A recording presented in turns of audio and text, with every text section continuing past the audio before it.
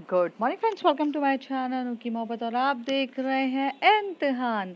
Last part में हमने देखा था कि जो कृषा रहती है वो आहाना के साथ उसके घर पर आती है। जब वो घर पर आती है तो वो ये देखती है कि इनके फैमिली में तो बहुत ज़्यादा डिस्प्यूट चल रहे हैं। यहाँ दादी तो पूरी तरीके से अगेंस्ट है मिसेस शेट्टी के लिए, और मिस्टर शेट्टी भी काफ़ी ज़्यादा टेंस हैं कि कैसे क्या करना है, सिचुएशंस को किस मोड़ पे लेकर आने हैं।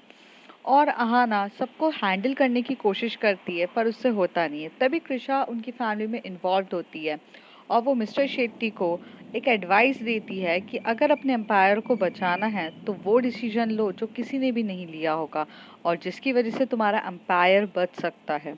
साथ ही साथ वो दादी को भी एश्योरिटी देती है कि दादी, आप जो सोच रहे हो वैसा कुछ नहीं है, आगे जाके सब कुछ ठीक हो जाएगा।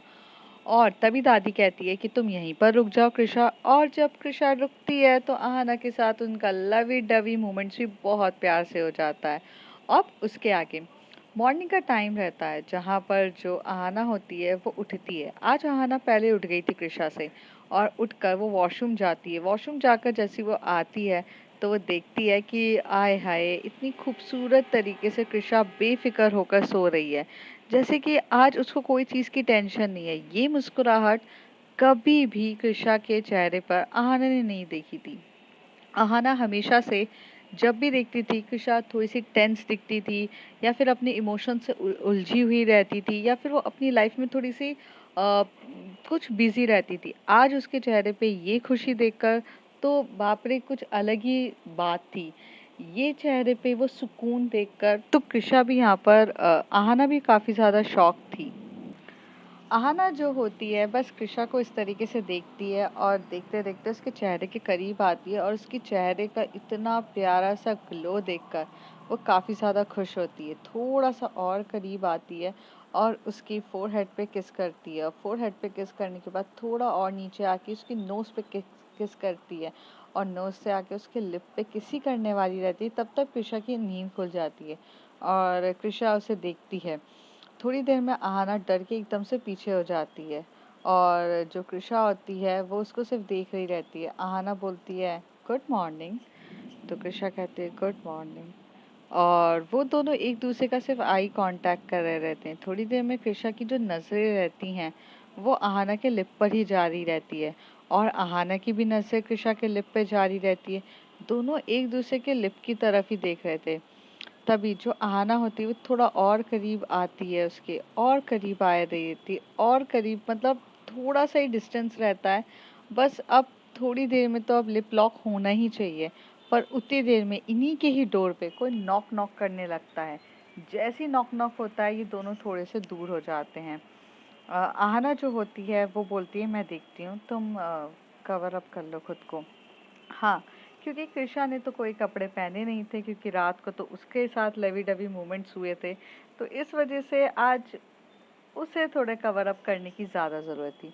तो कृषा ये देखती है और अपने आप को कवर अप कर लेती है और तो उसे बोलती है आना को 1 मिनट रुक जाओ।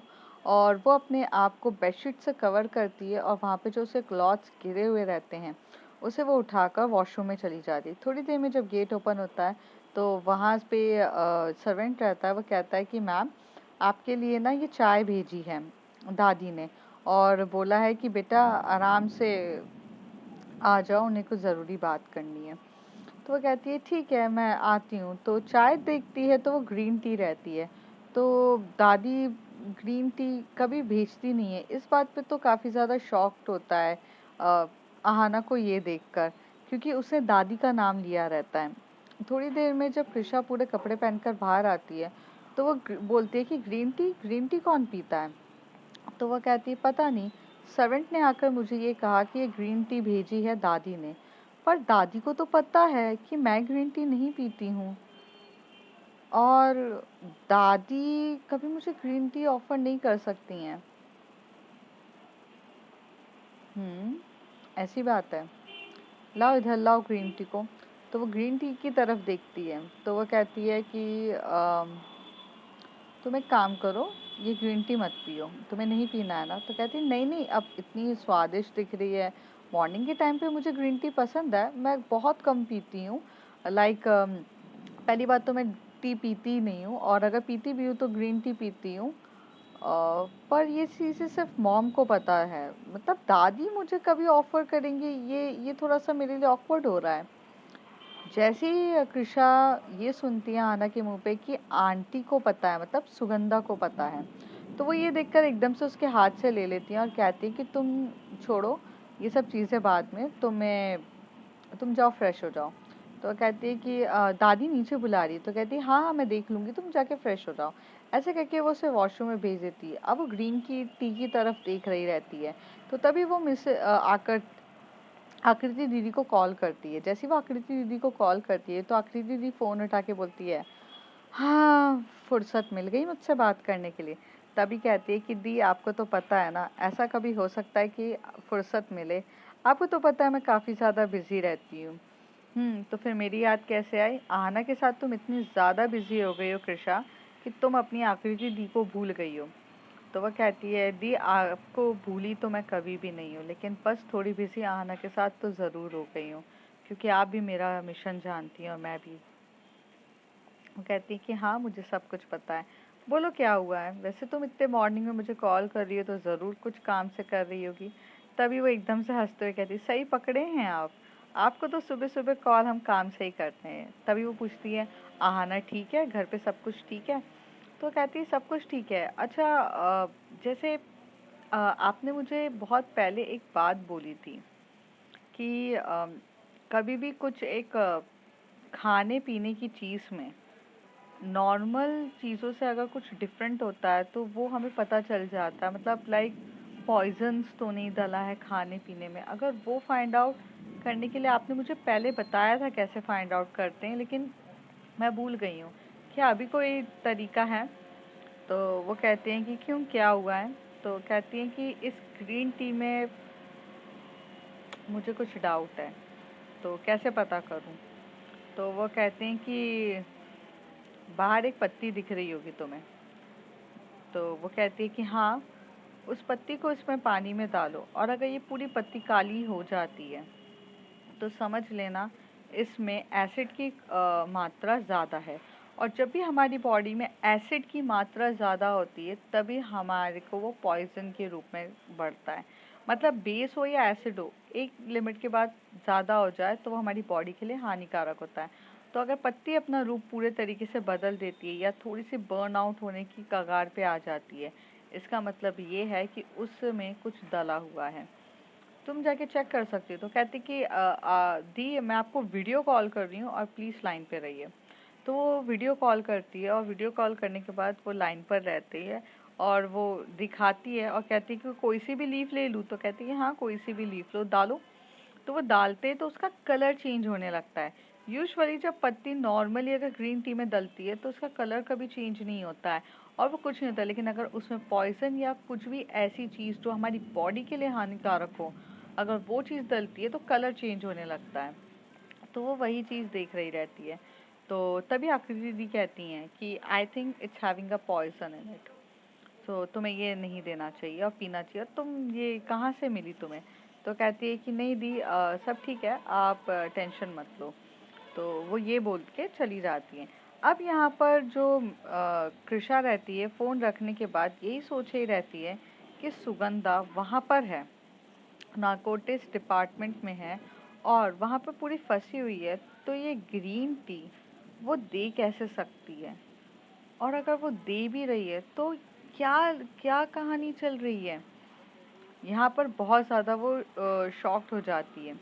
थोड़ी देर के बाद जो यहाँ पर कृषा रहती है वो नीचे उतरती है आहना के साथ और जाकर बैठती है। तभी वो आहना एकदम से दादी से पूछती है, दादी आपने ग्रीन टी क्यों भेजी मेरे लिए? तो वो कहती बेटा जब मुझे ही नहीं पसंद है तो मैं क्यों भेजूंगी, मैंने नहीं भेजी।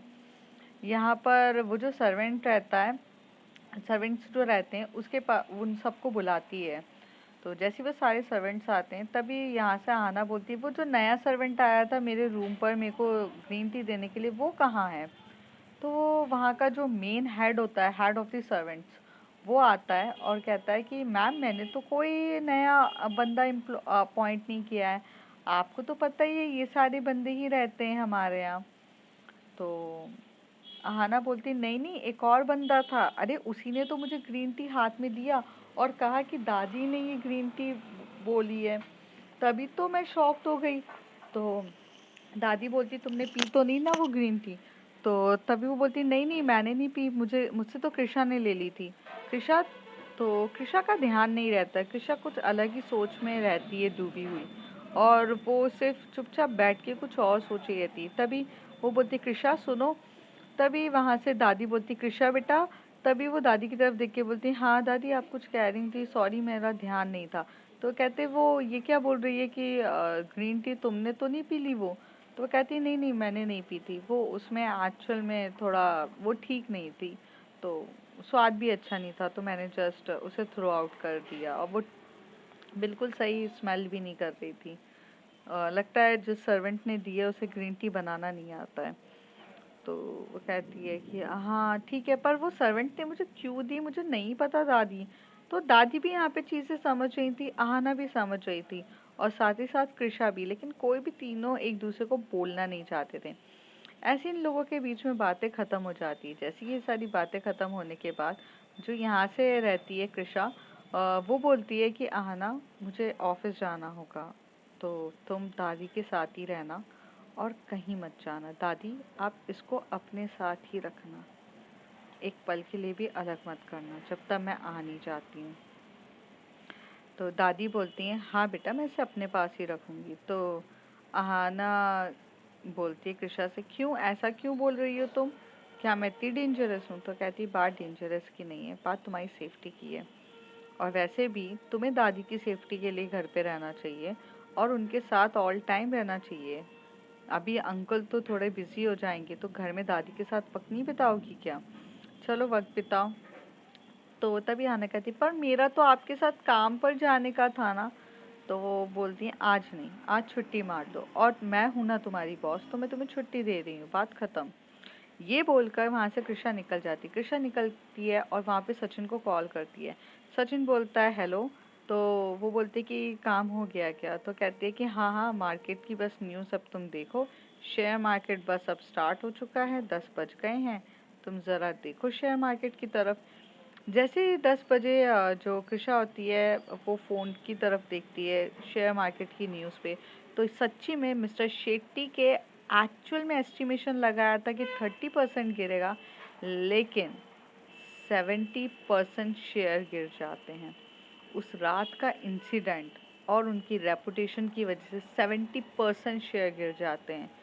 तो ये बात सुन के तो कृषा एकदम शॉक्ड हो जाती है और वो सचिन को कहती है 70%? तो कहती है कि हाँ मुझे नहीं पता था, एस्टिमेशन 30% का हुआ था, लेकिन 70% शेयर गिरेंगे ये नहीं सोचा था कृषा। तो कहते हैं यार मैंने भी नहीं सोचा था 70%, I mean it's too too too much. तो कहते हैं कि हाँ, और अगर 70% शेयर्स गिरे हैं तो कृषा तेरा काम तो हो ही जाएगा, सचिन कहता है। तो तभी कृषा कहती है कि हम अंदाज़ों पे तो ज़िंदगी नहीं जी सकते, होने को तो होना चाहिए, बट मुझे नहीं लगता कि मेरा तीर सही जगह लगा है कि नहीं निशाने पर, क्योंकि वो बंदी वहाँ से बैठे बैठे आहाना को आज ही मारने की इतनी कोशिश कर रही है। आई थिंक उसने अपने घर में भी इतने सारे जासूसों को छोड़ के रखा होगा।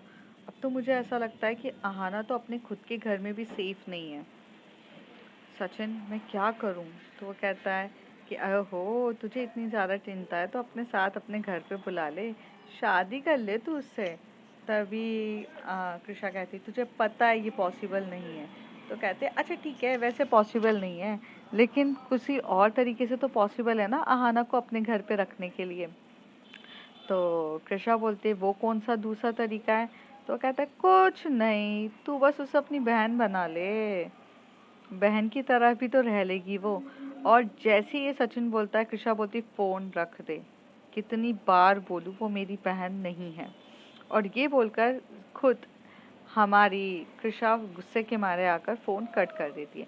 थोड़ी देर के बाद सब यहाँ पर अपने लाइफ में बिजी हो जाते हैं। जैसे आहाना दादी के साथ बिजी हो जाती है, मिस्टर शेट्टी अपने ऑफिस के काम में बिजी हो जाते हैं, कृषा अपने ऑफिस जाती है और वहाँ पर काम करना स्टार्ट करती है, क्योंकि वो एक आर्कोलॉजिस्ट रहती है।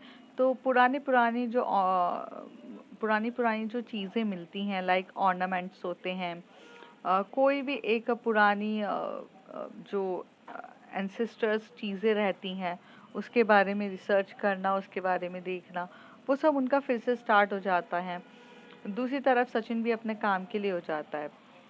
थोड़ी देर के बाद जब शेयर मार्केट की न्यूज़ इतने ज़ोरों शोरों से हर जगह पब्लिसिटी हो जाती है, मतलब हर जगह न्यूज़ आ रही थी, तभी मिस्टर शेट्टी को एक कॉल आता है और उनके ऑफिस में वो होते हैं इनके बोर्ड ऑफ डायरेक्टर्स का, और वो एक बोर्ड ऑफ द डायरेक्टर्स की मीटिंग करते हैं। सबके सब बोर्ड ऑफ द डायरेक्टर्स आ जाते हैं और मीटिंग हो रही रहती है।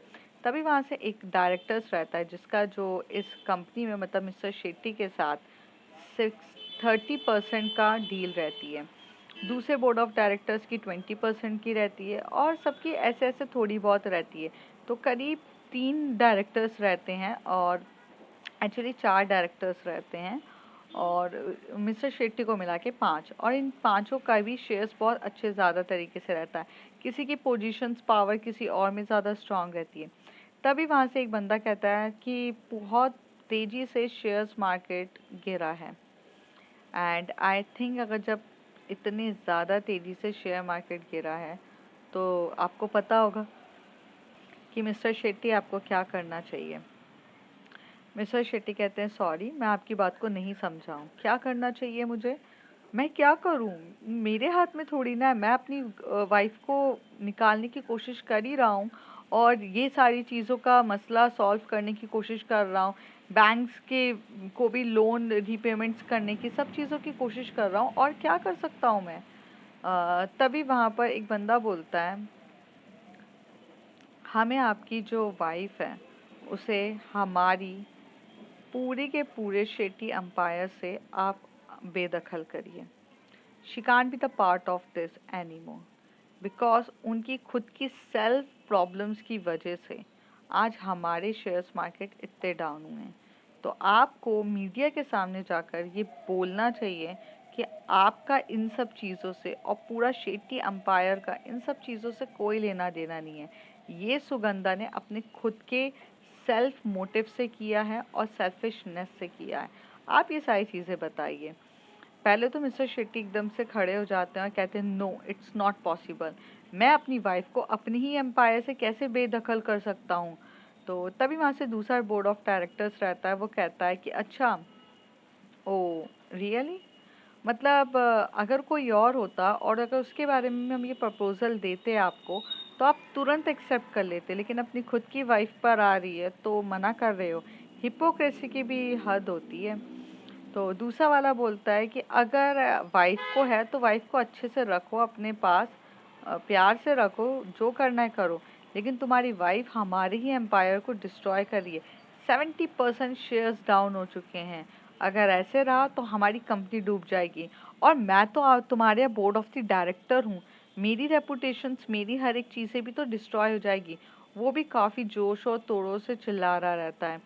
यहाँ पर एक जो मतलब एक और डायरेक्टर रहता है, वो कहता है, शांत हो जाओ सबके सब। मिस्टर शेट्टी, अगर आप अपनी वाइफ के अगेंस्ट जाते हैं तो आप एक मिसाल क्रिएट करेंगे, और हमारी गवर्नमेंट और हमारी जो जनता है वो काफ़ी इमोशनल है।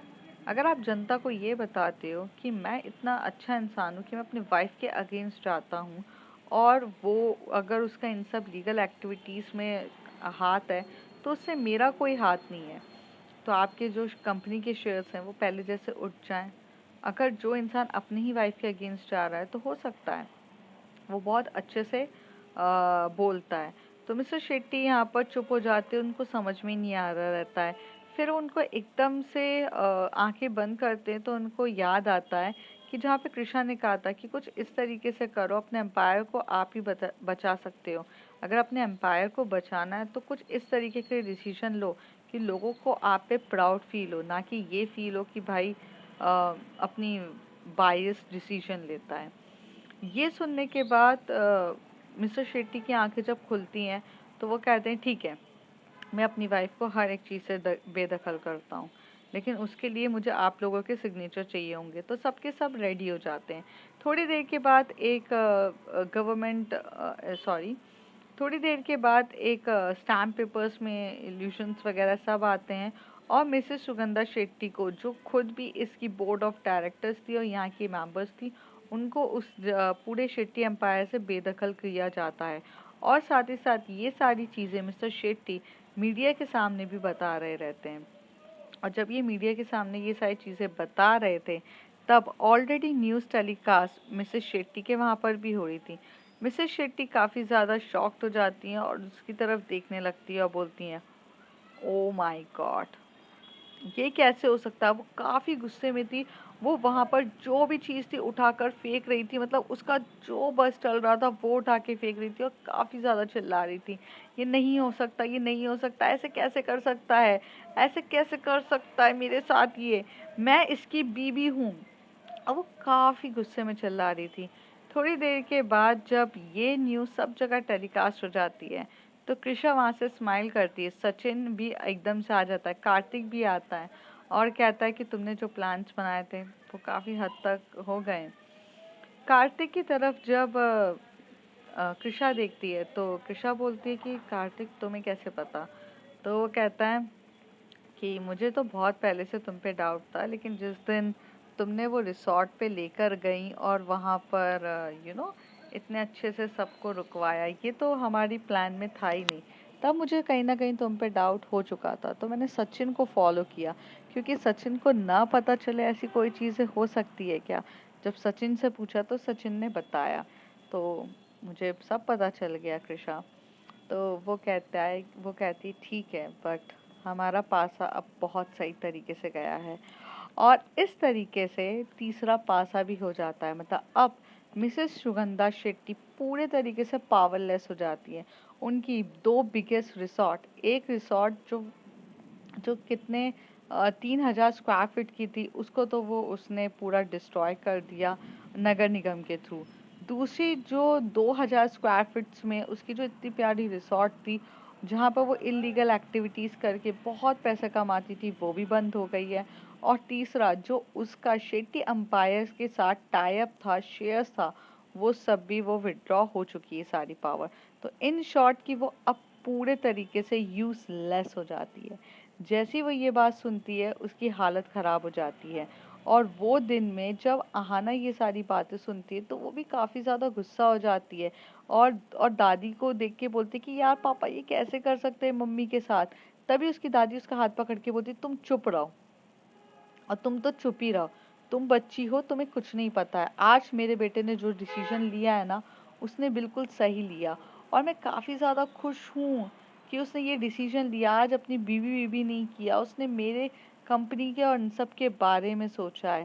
थैंक गॉड, उसने कभी तो कुछ सोचा। और ये सोच के तभी आहाना अपनी दादी की तरफ देख के बोलती, मम्मा आप ऐसे क्यों बोल रहे हो मम्मा के बारे में। तभी दादी बोलती, तुझे क्या लगता है तेरी मम्मी बहुत अच्छी हैं? हाँ वो बहुत अच्छी है, नहीं है, लेकिन मेरी उससे नहीं बनती है। लेकिन मुझे इस बात का गुस्सा है क्योंकि उसने इलीगल एक्टिविटीज़ करी है जो कि सही नहीं है। तो ये तो होना ही था। तो कहती, दादी मुझे मेरी मम्मी घर पे चाहिए, बस दैट्स इट, मुझे कुछ नहीं सुनना है। अब अहाना की भी ज़िद होती कि उसकी मम्मी को उसे देखना है और उसे घर पर चाहिए। तभी वो एडवोकेट को फ़ोन करती है दादी। दादी जैसे ही एडवोकेट को फ़ोन करती है, एडवोकेट 15 मिनट की डिस्टेंस पे आ जाता है। जैसे ही 15 मिनट के डिस्टेंस पर आता है, गैप से, मतलब 15 मिनट के गैप में आ जाता है। जैसे ही वो गैप में आता है, तभी वहाँ पर अहाना बोलती है कि मम्मी को कब तक आप करवा पाओगे, मतलब यहाँ पे। तो वो कहती है कि आराम से हो जाएगा, बट मंडे का इंतज़ार है, वो हो जाएगी सारी चीज़ें। मंडे तक उनको बेल मिल जाएगी।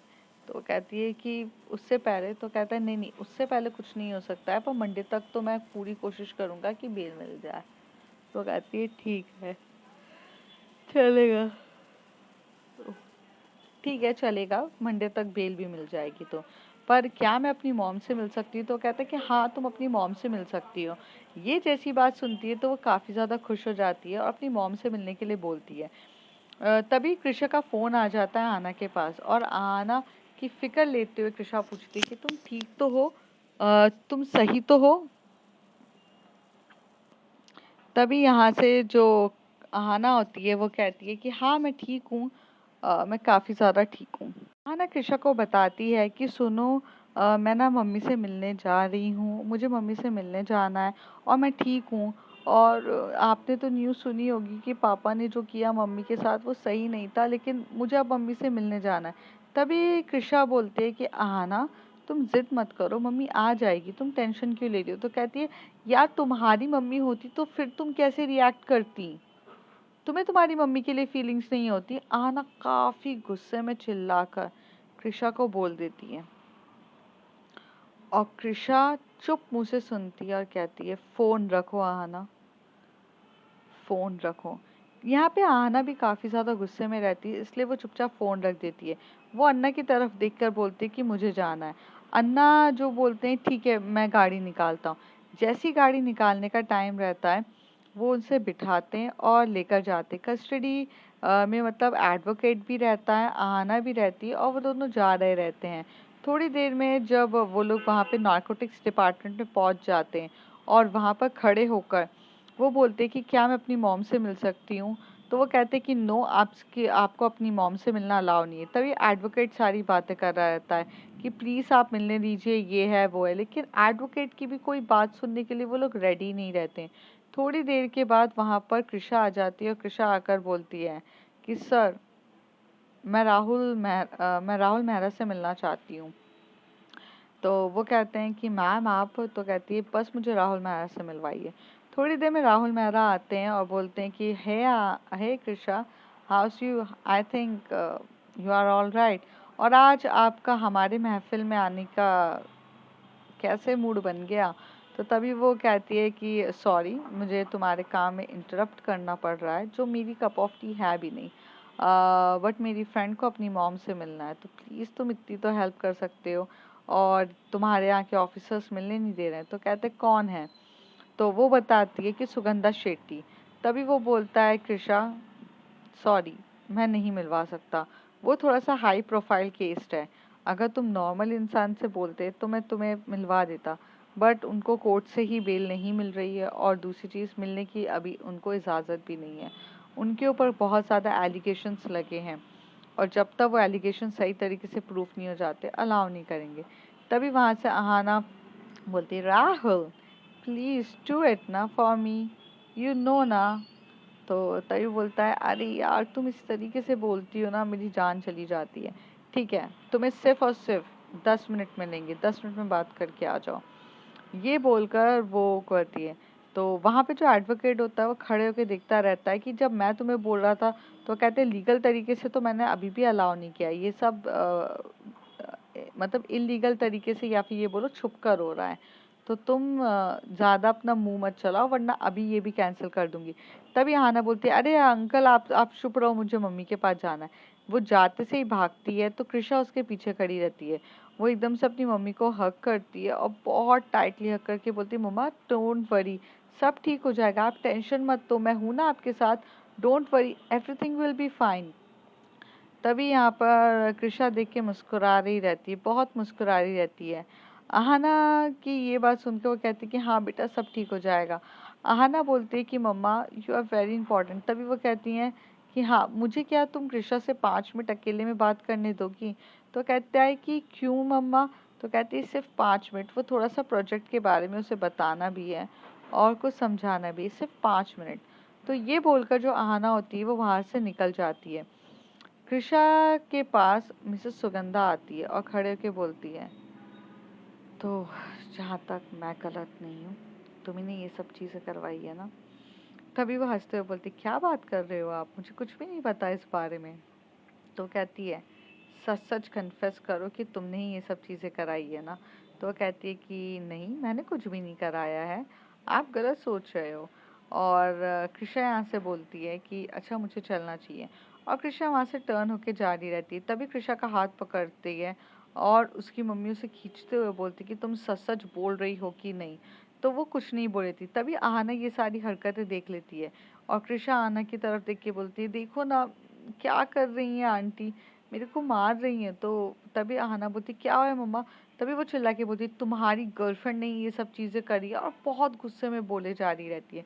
तो फ्रेंड्स आगे देखते हैं होता है क्या है, और मुझे बहुत जम के नींद आ रही है, तो बाद में रिकॉर्ड करेंगे। Bye bye.